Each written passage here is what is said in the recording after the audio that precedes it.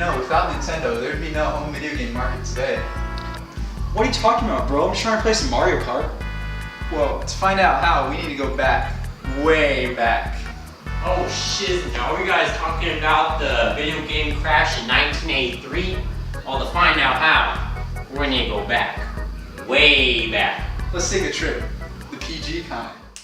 The history of video games actually goes back to early computers.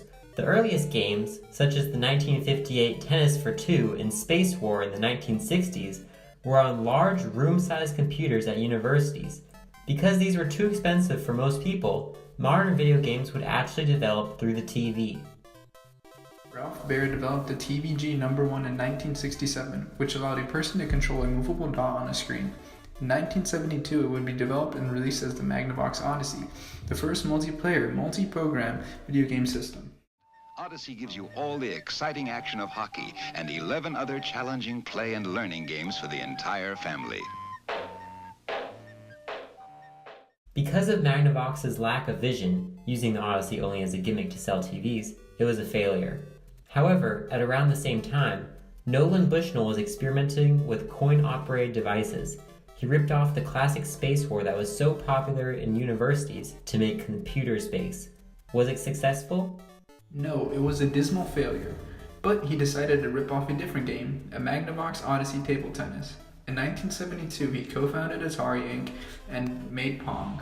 Pong was so successful, a machine stopped working because there were too many quarters in it. Atari created a home version of Pong in 1975 that quickly outsold Magnavox's version, but not after settling a patent rights dispute with Magnavox, Atari knowing it would certainly lose. The heyday of home consoles began with the Coleco Telstar leading the way. Acting on a recommendation by none other than Ralph Baer, Coleco controlled the market by placing a massive order for a necessary chip, forcing other companies to wait months. Ralph Baer also saved Coleco from devastation when the FCC gave it a week to redesign its product. Handball, tennis, hockey, all three at an exciting low price. For great family fun, hitch your TV to a Telstar. Between 1976 and 1983, interchangeable game cartridges allowed for a wide variety of games to emerge on the market. But with this surplus, new problems would also arise. Oh, it's all coming back to me now. Because Atari couldn't regulate third-party companies, a bunch of trash, rushed games were released. This, along with the abundance of home consoles, started to lead to this problem. But didn't Atari also release a lot of classic arcade games on its home console? Technically, yes, but let's take a look at Pac-Man.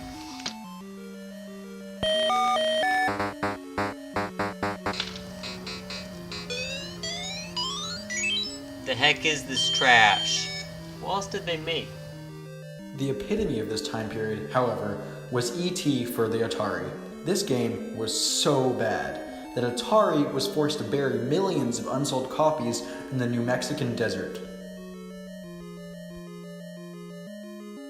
The future looked dim for home consoles. The future of gaming seemed to lie solely in computers.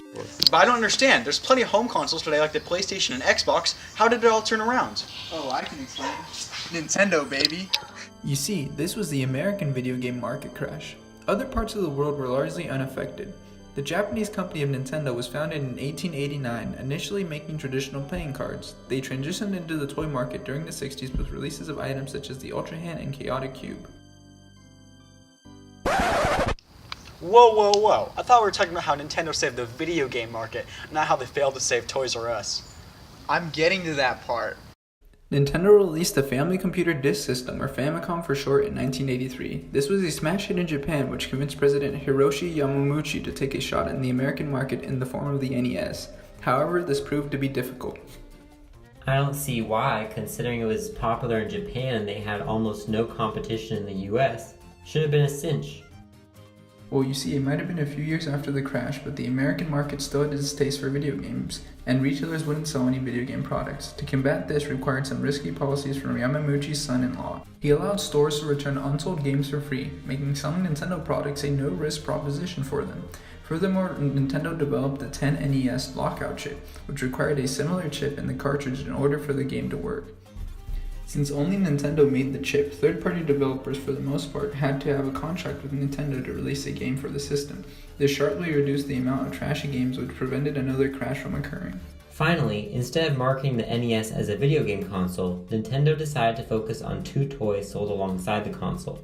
The first was a toy gun known as the Nintendo Zapper, intended for the game Duck Hunt.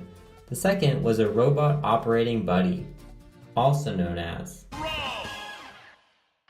It's a robot! With a console!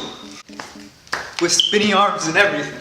So you're telling me a toy robot single-handedly saved home video game consoles? If you don't believe me, just look at the results. Atari is almost unheard of today, and Nintendo is still alive and kicking. And as of 2015, half of America has a home console. Wow, Miguel. So we went from computers to arcades to home consoles to too many of them, and then finally a balance with Nintendo. I'm sure glad you interrupted my playing of Mario Kart for this. We're glad we interrupted you too, Brendan.